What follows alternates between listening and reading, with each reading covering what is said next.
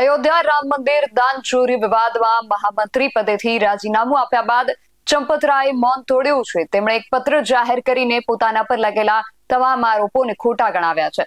તેમણે પત્રમાં લખ્યું છે કે ગત 7 જૂન 2026 થી શ્રી રામ જન્મભૂમિ મંદિર પરિસરના દાનપાત્રની ગણતરી વખતે થયેલી કથિત ચોરીને લઈને અલગ અલગ ચર્ચાઓ ચાલી રહી છે. વ્યક્તિગત રીતે મારા પર પણ અનેક ખોટા આરોપો લગાવવામાં આવ્યા છે. તેથી મેં અત્યારે મૌન ધારણ કરી લીધું છે.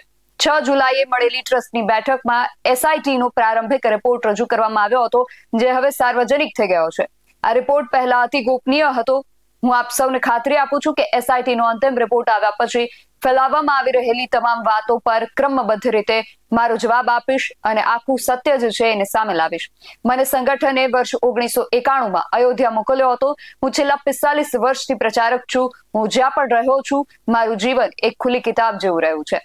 તેમને જણાવી દઈએ કે દાન ચોરી વિવાદ વચ્ચે ટ્રસ્ટે ચંપતરાય અને ટ્રસ્ટી અનિલ મિશ્રાનું રાજીનામું સ્વીકારી લીધું છે. હવે ચંપતરાયની જગ્યાએ કૃષ્ણ મોહનને રામ મંદિર ટ્રસ્ટના અંતરિમ જનરલ સેક્રેટરી બનાવવામાં આવ્યા છે.